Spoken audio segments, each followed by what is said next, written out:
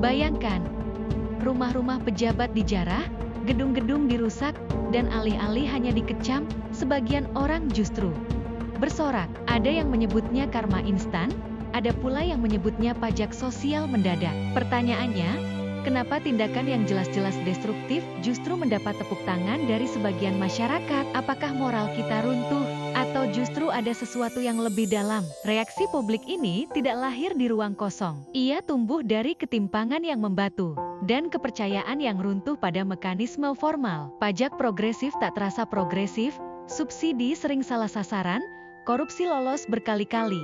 Jadi, ketika rumah elit dijarah, sebagian rakyat melihatnya bukan sekadar perampokan, tapi simbol robohnya pagar-pagar ketidakadilan. Fenomena ini bukan baru.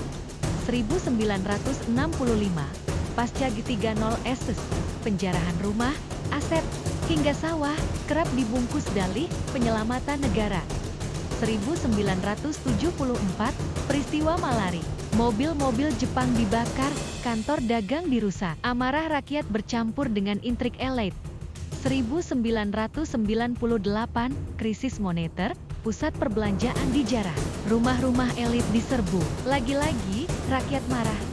Tapi ada juga strategi elit yang ikut meniupkan bara. Polanya sama, ketimpangan membeku, lalu meledak. Dan setiap kali kanal keadilan formal membeku, rakyat menciptakan kanal sendiri, gaduh, brutal, tak beraturan. Seperti sungai yang ditahan bendungan rapuh. Kalau tekanan dibiarkan, ia akan mencari jalannya sendiri, menghanyutkan apapun yang menghalangi. Tapi mari kita jujur, yang kita lihat di layar gawai, kaca pecah, lemari diangkut, hanyalah puncak gunung es. Ada penjarahan lain, lebih besar, lebih rapi, bahkan dilegalkan, ekspansi sawit yang menggerus hutan, konsesi tambang yang menggusur kampung, hingga arus nikel mentah yang keluar negeri.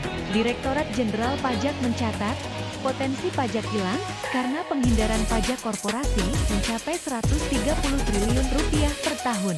Bandingkan dengan nilai barang hasil penjarahan satu malam kerusuhan, tidak ada apa-apanya. Kita cepat menghukum perampok kecil yang membawa sofa, tapi lambat mempertanyakan perampok besar yang menguasai ribuan hektar lahan. Anak-anak kita dididik agar tidak mencuri, tapi kita membiarkan sistem perdagangan karbon atau ekspor nikel mentah mengalirkan keuntungan ke luar negeri. Sementara rakyat sekitar tambang tetap miskin. Inilah paradoks yang membuat sebagian orang merasa ada kepuasan aneh ketika penjarahan terjadi. Setidaknya sekali saja, yang di atas pun bisa jatuh. Tapi mari jernih, penjarahan bukan solusi. Ia hanya gejala, bukan obat. Yang kita butuhkan adalah keadilan yang tidak spontan, pajak progresif yang benar-benar memungut dari mereka yang punya lebih, subsidi yang tepat sasaran, transparansi yang bukan sekadar jargon, dan keberanian memutus rantai rente. Keadilan sejati tidak meledak di jalanan, tapi berjalan tenang dalam aturan yang dipercaya semua pihak. Menolak menjadi penjara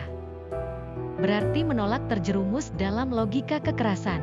Menolak dijarah berarti berani bersuara melawan sistem yang menghalalkan eksploitasi. Disitulah martabat kita sebagai bangsa, bukan dengan membiarkan penjarahan berlangsung, tapi dengan menyusun ulang peta keadilan yang selama ini dibengkokkan oleh kuasa dan modal. Kalau kalian percaya bahwa keadilan tidak boleh lahir dari amarah semata, tapi dari keberanian menata ulang sistem, jangan lupa tekan tombol subscribe, nyalakan loncengnya, dan bagikan video ini. Karena keadilan bukan sekadar wacana, tapi perjuangan bersama kita semua.